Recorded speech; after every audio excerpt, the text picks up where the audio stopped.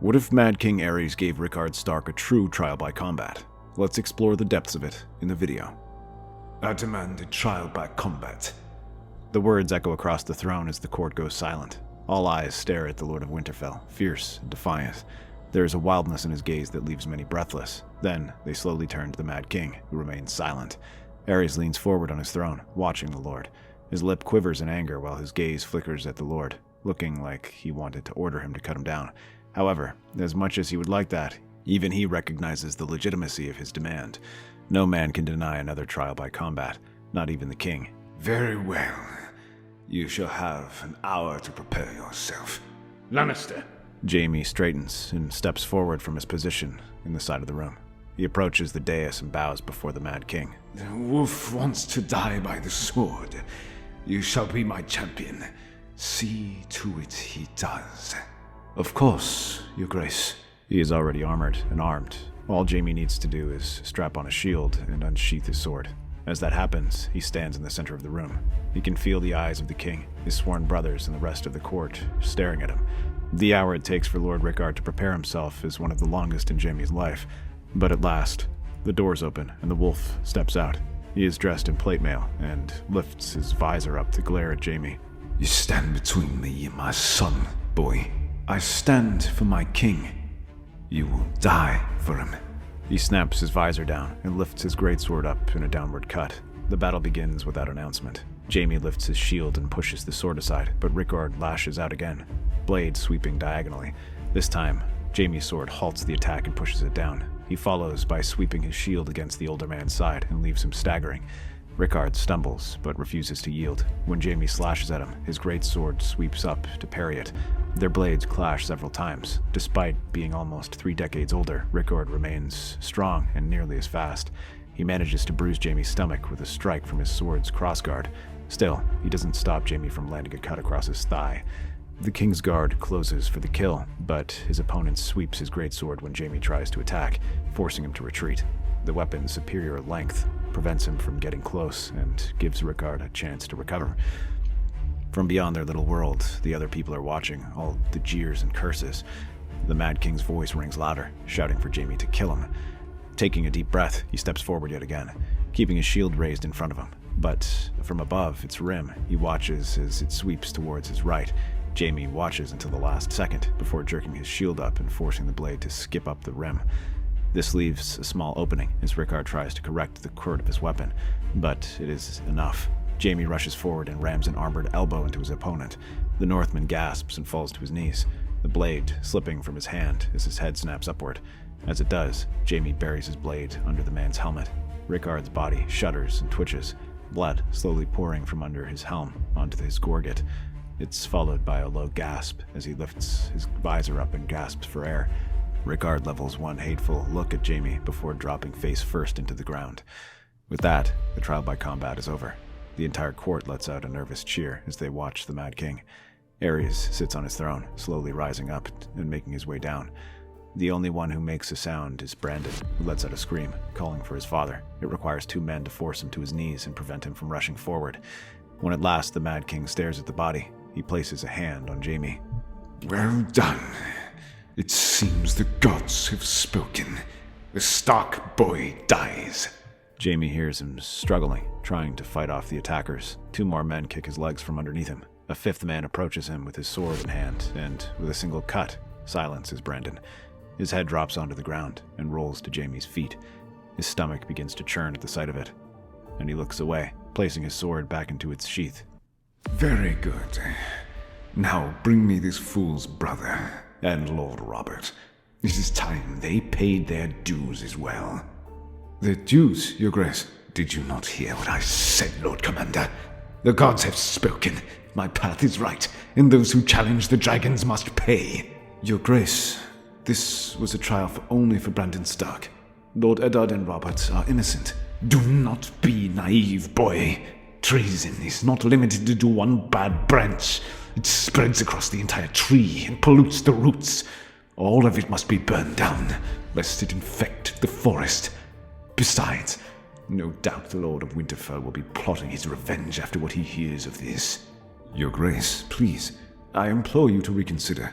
This path you walk will not end well for you. Silence! I will not be ordered about by my own Kingsguard. Your duty is to serve and protect. So do it and bring me their heads. You are to lead a host and arrest them immediately, by force if necessary. You and Sir Jaime are to lead a host out and bring me their heads, or you both shall suffer a worse fate than those wolves. His tone carries a note of finality, brokering no argument as both knights can only bow and march out, glancing at one another and silently questioning what they can do. It is only when they are alone that Jaime cannot hold his tongue any longer. We cannot truly do this, Lord Commander. I do not like the smell of this any more than you, Jaime. However, our king has given us an order. There is no justice in this. This is simply Aerys satisfying his bloodlust. That trial was only for Brandon Stark, and that matter is settled. Your job is to protect the king, sir. Do not forget that. We are not there to judge him. I am protecting the king. If we do this, there will be rebellion. How is that protecting our king by allowing him to live out every whim? We must do something. And what do you suggest? Your talk is getting dangerously close to treason. No. I have an idea. He pulls Geralt aside and whispers his plan in hushed tones. The old knight's eyes go wide when he hears this, and he is tempted to report Jaime then and there. But slowly, a mad desperation fills his eyes as he recognizes its potential.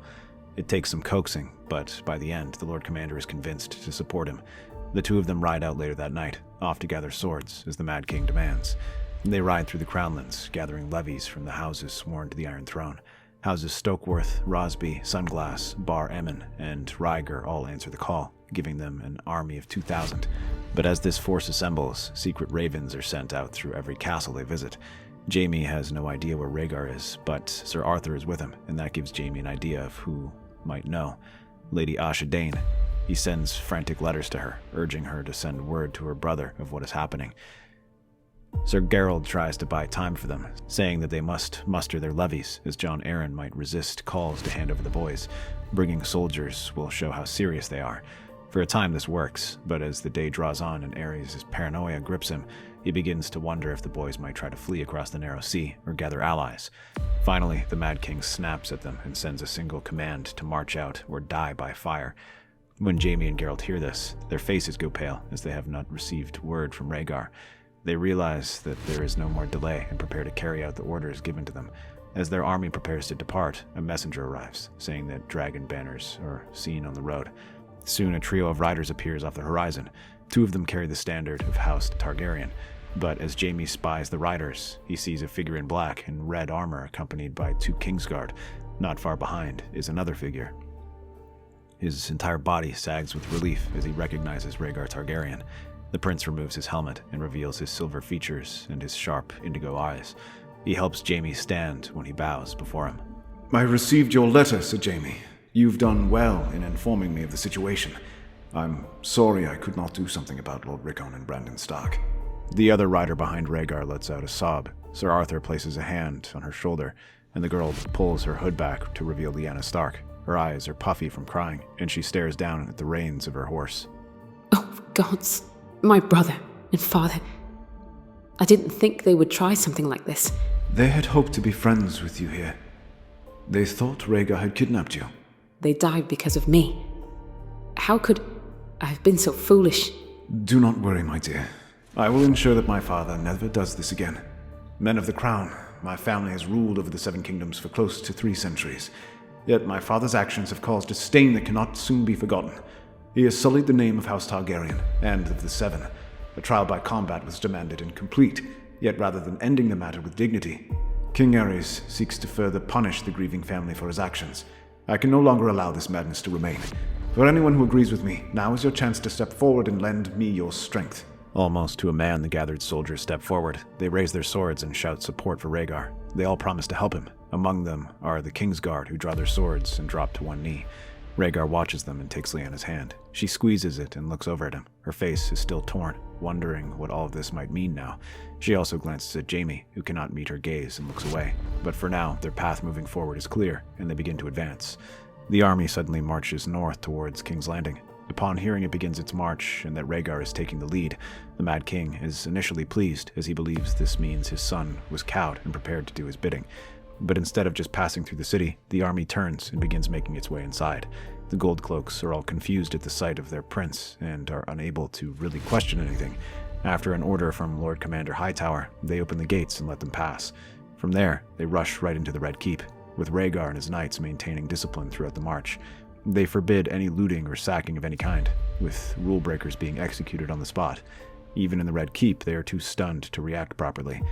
While the Mad King and his guards order the gates to be barred, Rhaegar's presence outside, and supported by their Lord Commander, leaves Sir Barristan and Derry unable to say no, and Prince Lewin Martell never had any love for the Mad King. Rhaegar steps forward, well within arrow range, but does so without a hint of fear. Open the gates. I have business with my father. And what business requires you to have an army, Prince Rhaegar? I hope you are not trying to stage a coup. No, not a coup. An accounting of events. All of this began because I was accused of kidnapping and far worse crimes. I am now here.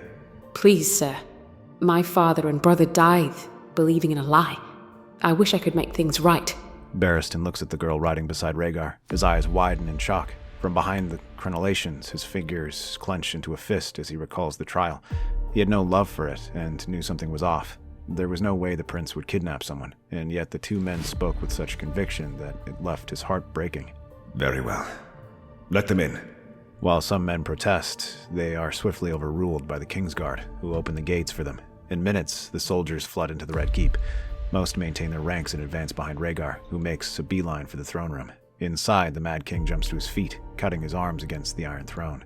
He screeches and clutches the bloody hand, watching droplets of blood drip to the chair.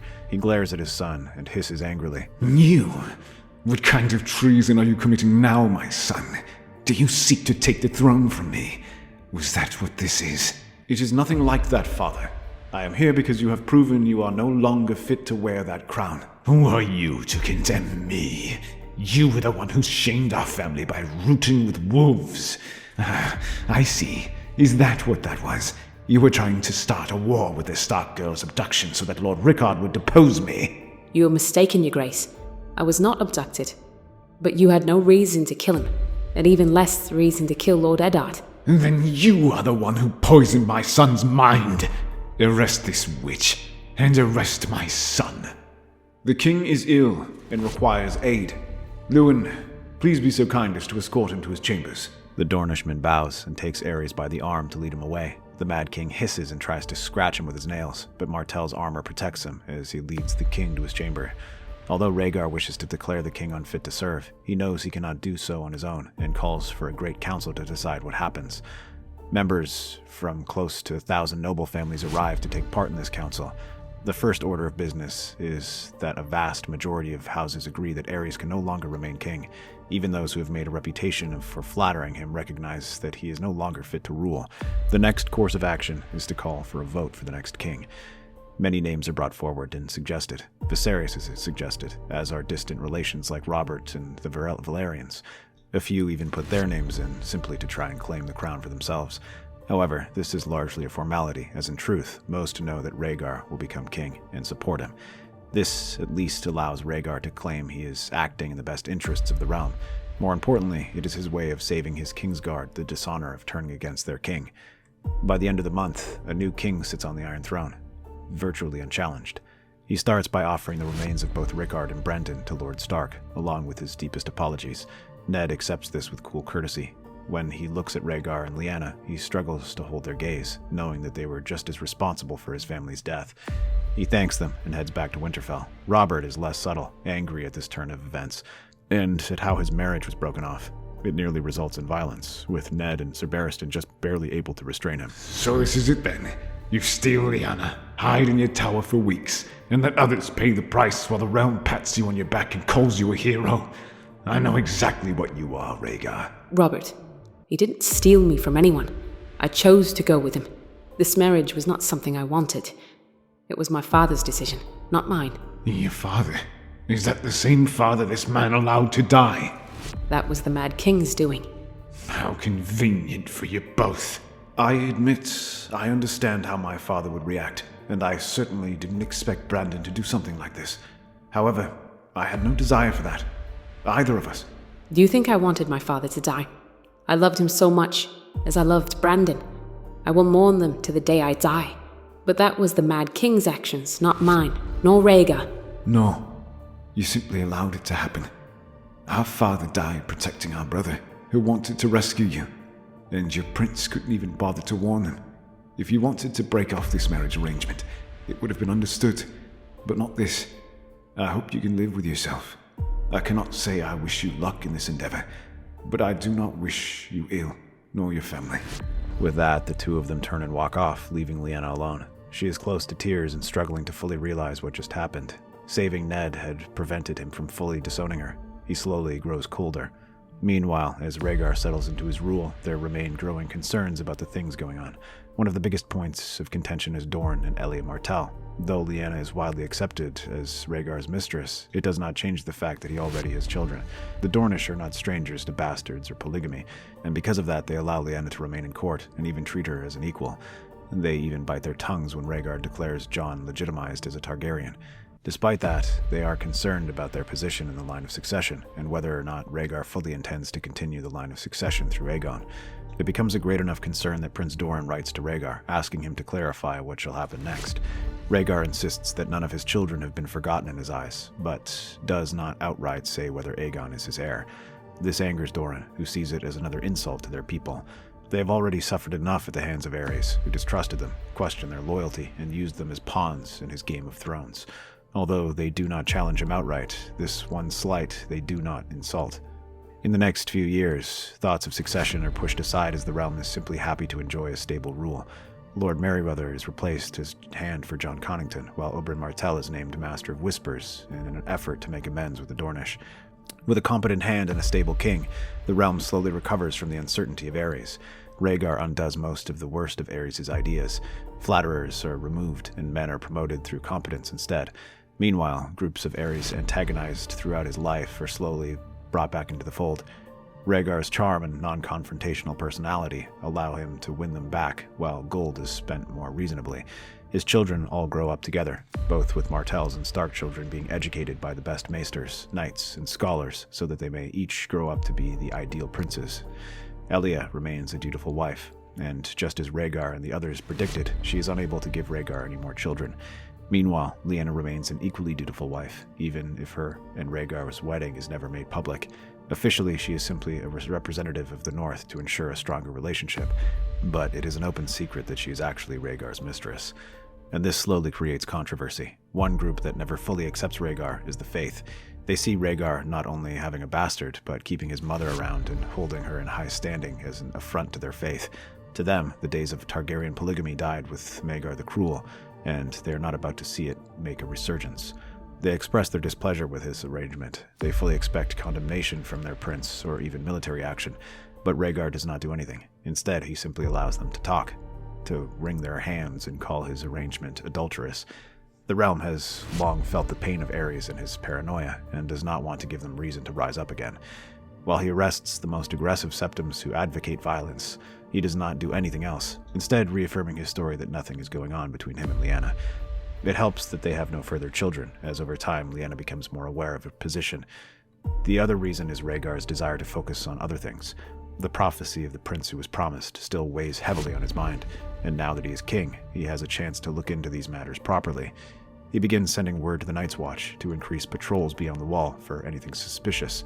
Though it has long been in decline, Rhaegar works to revitalize the order, granting them new recruits, loans, and even subsidies from the royal treasury. Septums and maesters are sent to study the area properly and to report any signs of the others. While many see this place as mysterious, Rhaegar seeks to properly understand and map it. At the same time, Jon grows up in King's Landing. With Lyanna raising him, Jon slowly develops into a skillful warrior. His mother never lost her taste for riding and taught her son. He proved to be so talented that it was said he learned to ride the saddle before he could walk. He also proves to be resourceful, observant, and skilled in arms. While he lacks the Targaryen silver hair, he takes after Rhaegar in many ways. He has the same somber aura, the same quiet personality, and the same quiet eyes. He is still treated as a prince, even if the realm does not know of their union. Yet, rather than being a source of pride for Lyanna, it instead becomes a depressing reminder of what she did. When she first met Rhaegar, she was young and had been taken with the air of mystery around him, the sadness in his eyes, and the mournful notes of his harp. When the two talked, he seemed so understanding, so compassionate, and helped her realize that this marriage was not what she wanted. Now that she had a child with him, she questions whether this is what she wants either. The prince she met has changed quite drastically now that he is king. His harp remains untouched, sitting in his room while he rules. The king is always busy and rarely makes time for her, focusing his attention on the matters of the realm. When they do talk, he seems even more distant than ever. While he tries to be kind to her, it is clear Rhaegar's mind is elsewhere. But the worst of it is the Martells. The sun bleeds through the red glass of Maegor's holdfast, casting the walls in a dull crimson glow. The court hums with rumors. Talk of Elya's frailty, of Rhaegar's long absences, of the northern woman who dines beside him. Lyanna moves through the corridors quietly. She has learned that every footstep echoes here, every whisper grows wings. Servants lower their eyes when she passes, not from respect, but unease. She finds Elya in the gardens, sitting among withered roses. Her hands are pale, the veins showing beneath the skin. The Dornish princess is surrounded by her children. Aegon bent over a wooden sword. Rhaenys is trying to braid her mother's hair. Some of the hair falls over his face, hiding the black eye. She bites her lip, as Elya had no doubt heard of the incidents. What started as a sparring session developed into a fight as both boys came to blows.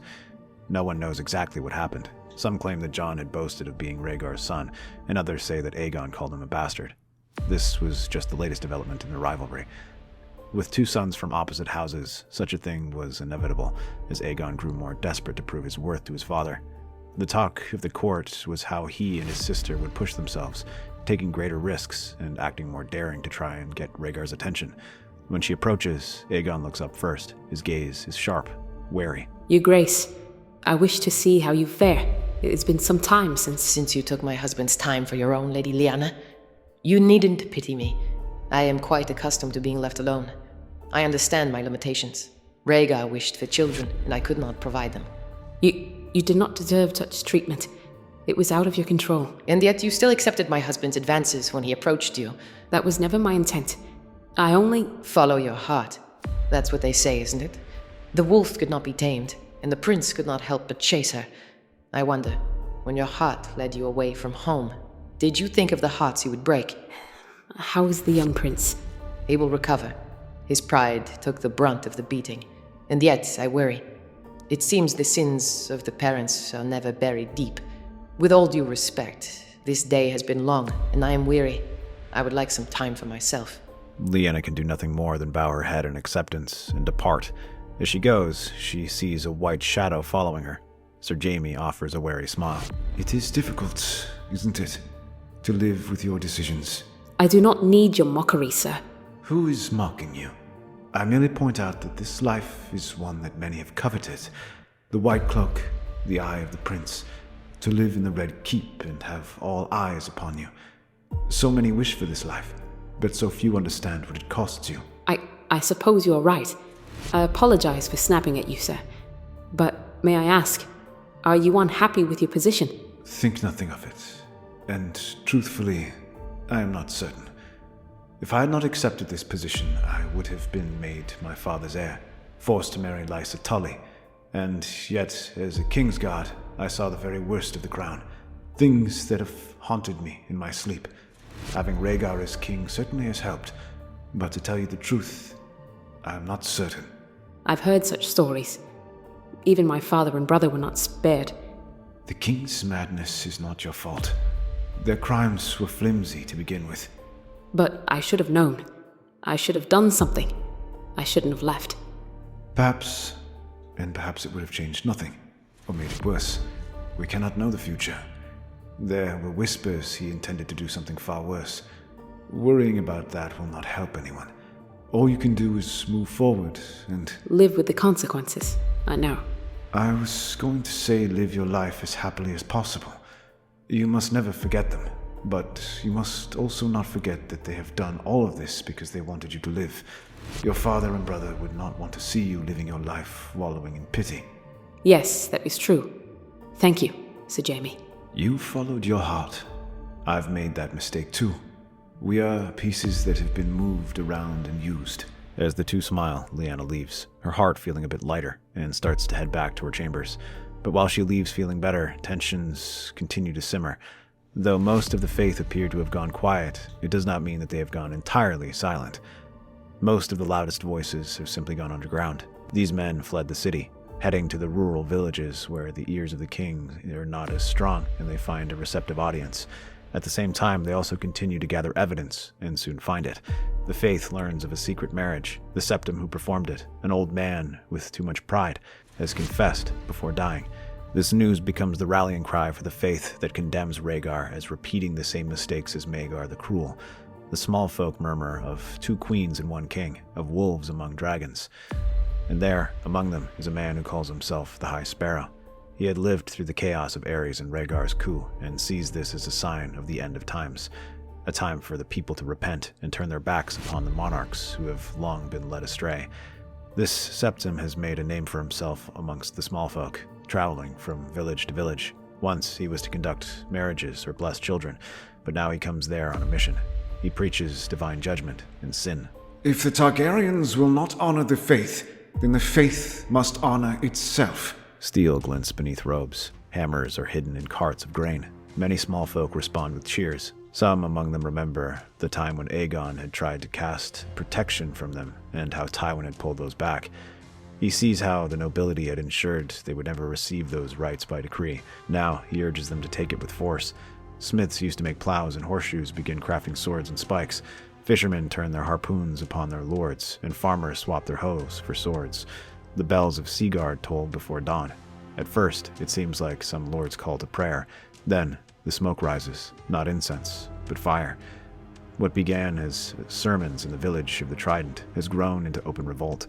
Farmers refuse their taxes, septims preach against the king, and armed mobs drive out the lords by men.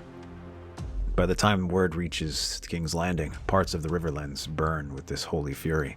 Thousands of small folk from hundreds of villages rise up. Some besiege castles, and others find their doors open for them. Impoverished lords, hedge knights, and pious men rally to their cause, offering them some men.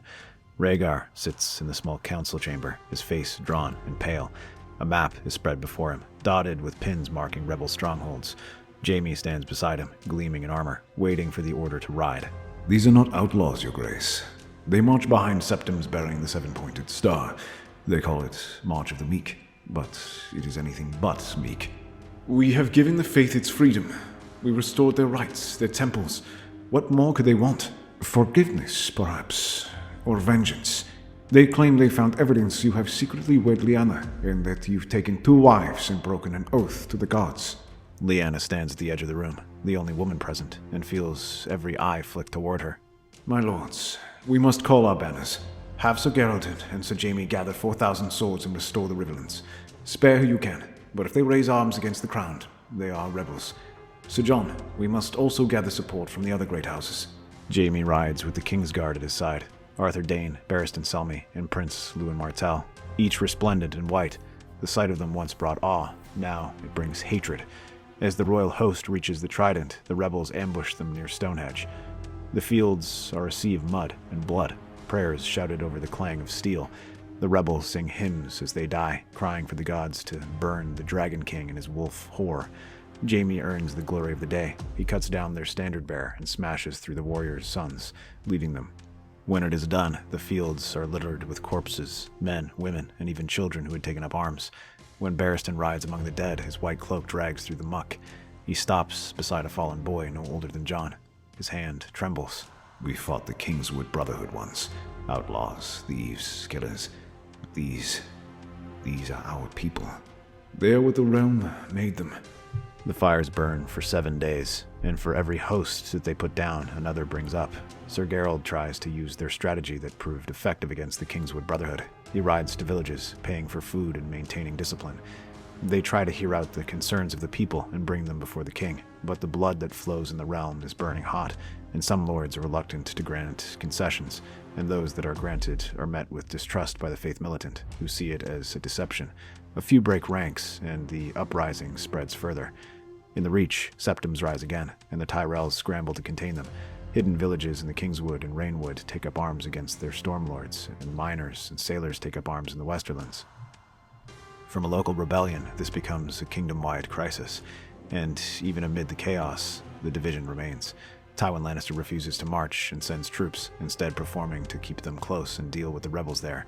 Robert is even more blunt and simply says he has not forgotten Rhaegar's actions, and how he should consider it fortunate that he does not join the warrior's sons. Dorne and the north are the two regions that are largely spared from this uprising, but both places refuse to march. Their lords are tired of southern politics and prefer to stick close to home. Ned Stark sends polite words of sympathy, nothing more. Doran Martell refuses to march, saying Dorne has spilled enough blood for the dragon's passions.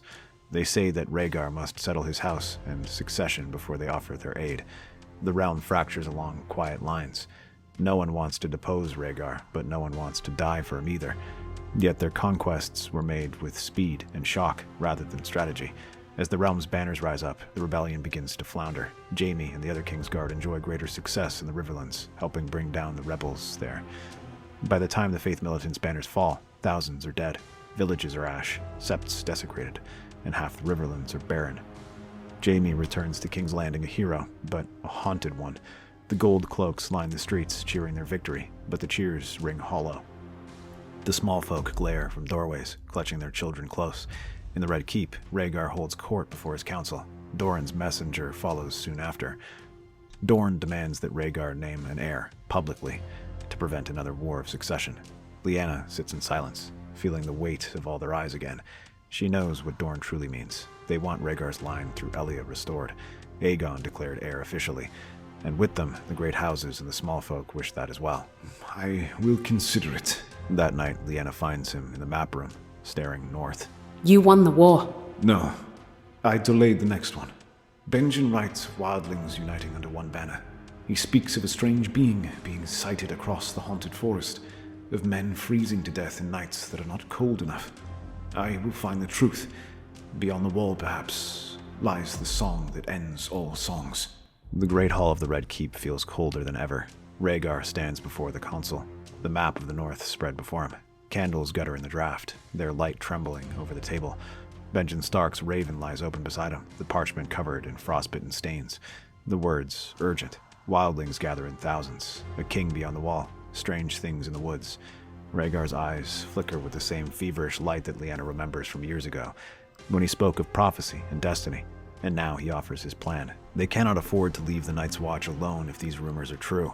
Benjen will continue to investigate, but he shall order an expedition beyond the wall in order to learn the truth. This only causes the small council to look up in surprise. Many appear stunned by the boldness. Pycelle honestly believes that it is a jest, but when they see how serious Rhaegar is, they shift nervously in their seats. Your Grace, the realm bleeds from one war already. We are just starting to see the embers die out. To send men beyond the wall, well, many might see it as a sign of madness. Surely the Night's Watch can handle this for now. The Night's Watch has 2,000 men. If there is something out there, if the wildlings march, they will need more than that. The wall has survived with less countless times in the past. We are in no rush for that now. Lyanna watches from the edge of the council table, her stomach twisting. She sees what they cannot, the faraway look in Rhaegar's eyes. He seeks the problems beyond the horizon while ignoring the problem now. She stands up and shakes her head. Rhaegar, my prince, you were chasing ghosts. There is no ghost. Benjen speaks of armies. The Night's Watch is weak. I cannot ignore this. And what of the rest of the realm? Will you ignore their plights? We cannot spare men, and even if we could, the realm will not follow another dream north. You saw what happened to the Faith. Half your kingdom rose against you. He looks away, silent. For a moment, she almost sees the man he once was. Gentle, uncertain, lost in the song of his own making. He doesn't answer, but his hands tremble. In the end, the meeting adjourns without a decision being made. So Lyanna tries to clear her head by watching Jon train in the yard. His practice sword clashes with Jaime's, their blades ringing in the evening light as the Lannister man provides him with advice. She sees Jon fighting with more certainty and holding his own far better. She keeps her eye on them and cheers them on, but even this cannot fully take her mind off things. Both Jaime and Jon notice this. She studies him, the way he moves, the way he looks so much like his father, with Rhaegar's quiet grace. Do you think Father would be impressed? He would be pleased to see how far you've come, Jon.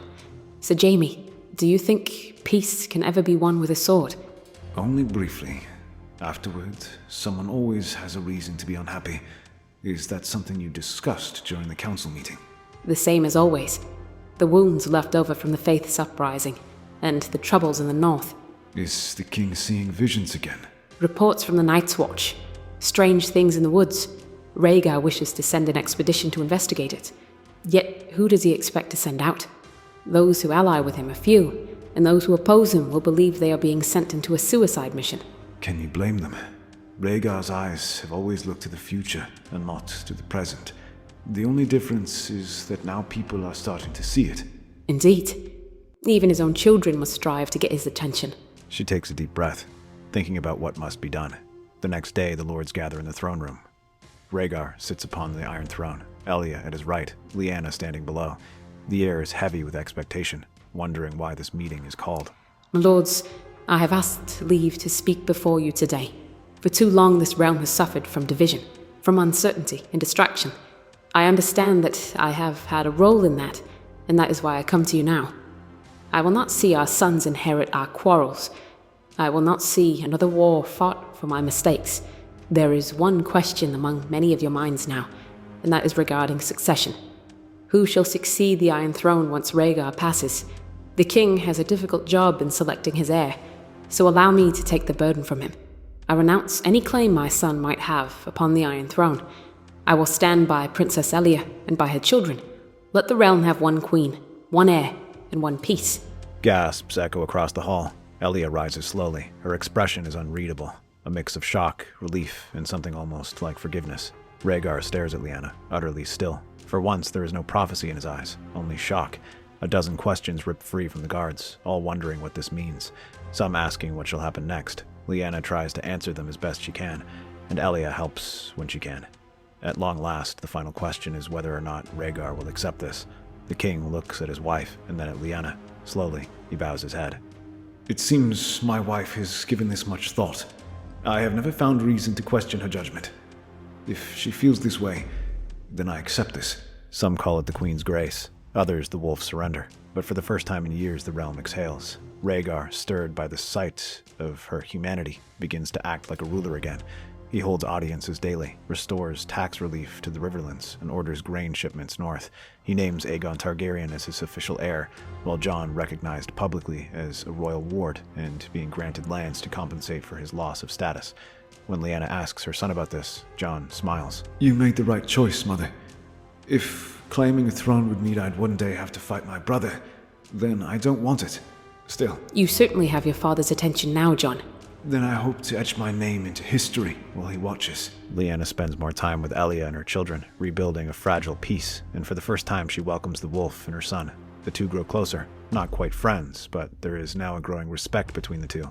Meanwhile, as peace settles uneasily over the realm, Rhaegar still sends a smaller expedition north, consisting solely of volunteers. Jaime Lannister and Jon step forward. I might not be your heir, but I'm still your son. My name carries weight. I am sworn to guard your family. Let me go with the boy. Your ride is my eyes and ears.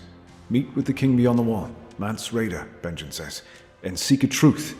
If he means to march south, then let it be against the true enemy, not the wall. Soon enough, the royal fleet sets sail, bearing Jaime, Jon, and Lyanna, along with a small host of knights and men-at-arms. They ride straight for East Watch by the Sea, where they are welcomed by its rangers.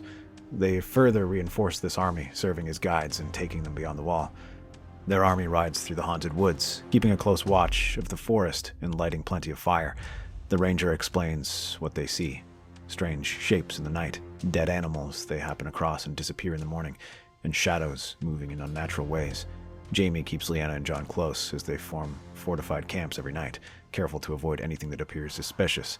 Their scouts report empty wildling villages as their residents have disappeared, but all tracks lead north.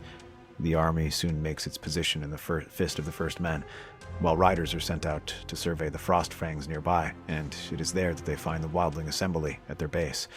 Jaime orders their small army to prepare for battle, while he rides on ahead with Lyanna and Jon. A messenger, a captured wildling, is sent ahead to warn them of their arrival, so when the royal host arrives, the wildling parts way for them. Jon holds himself up, even as he marvels at the sight before him.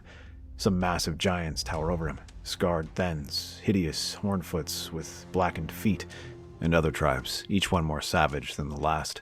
However, Jaime keeps them close as they approach the central tent where Mance Rayder awaits them.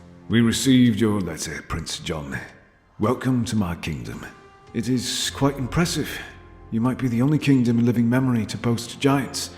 I am curious what you intend to do with them, though. Them and all your warriors you've assembled. What any kingdom wishes to do. Survive. You've journeyed here, so I'm certain you've seen those things in the night. I have no intention of staying here once they start coming in force. So, where do you intend to take them? I might be young, but I still recall the time when my father had to deal with your people's raids. I intend to cross the wall, if that is what you were wondering. Whether that is as an ally or a foe depends on what we discuss here. If it helps speed things along, I would like to say that if you even think about crossing 1 foot beyond the wall without a say-so, you'll have 10,000 Northmen waiting for you. I'll keep that in mind. Very well then. You gave your terms. Here are mine. Let us cross and give us land. Good land for my people to settle, and we'll give you peace. Very well then. Help us deal with whatever is out there, and we will help you settle your people. Snow falls thick upon the wall, drifting like ash from a dying fire. From atop Eastwatch, Lyanna watches the long column of wildlings moving through the massive gate. Men, women, and children are trudging south beneath banners of bone and hide. Their breath streams in the cold air as they march past, eyes wary but filled with relief. Giants lumber among them, pulling sleds of timber and supplies. Rangers of the Night's Watch stand guard on either side. Tensions are high as they grip their weapons tightly, ready to strike at the slightest hint of trouble. Many in the Night's Watch were not keen on allowing the wildlings across, but with the king giving his support, they dared not risk his ire. Jon rides at their head, flanked by Jaime in gold plate and Mance Rayder in the black furs. Lyanna follows on her white mare, the wind tearing at her cloak. The gate looms before them, but beyond them, far beyond the front of the column, the night begins to glow, not with fire, with blue. A single horn blares, long and low, then a second, then a third. The sound freezes every heart.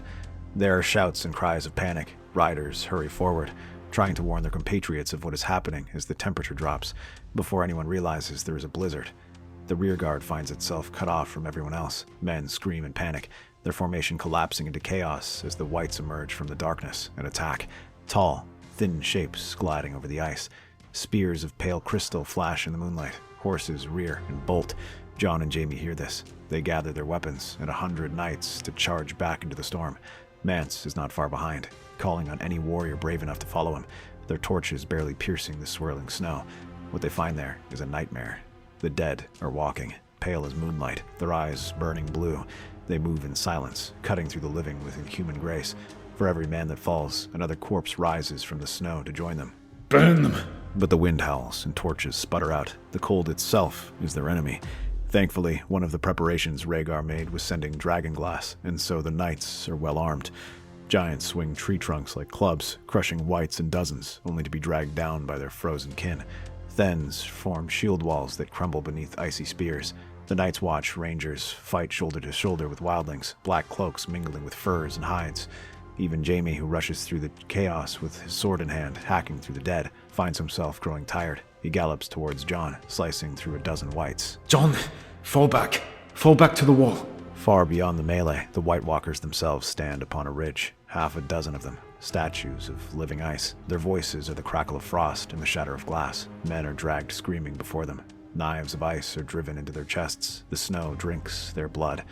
By the time they cut their way out, they saved perhaps a few hundred out of the thousands in the rearguard. The rest are dragged before the White Walkers or slaughtered in the killing fields. The wall groans. A sound like thunder rolls through the world as cracks spider across the ice. The runes carved into its ancient surface begin to glow, then dim. The blood. Gods. They're unmaking it. A section collapses, avalanching ice and snow. The shrieks of men echo as the White Walkers advance, and their whites clear the way for them. Jaime and Mance look at one another, shaking their hands as they draw their swords and rush forward. Jon follows after, shouting orders to their remaining men and trying to reform the defenses. They barely hold for a night, but it is enough for the south. Horns answer, deep and powerful, northern horns.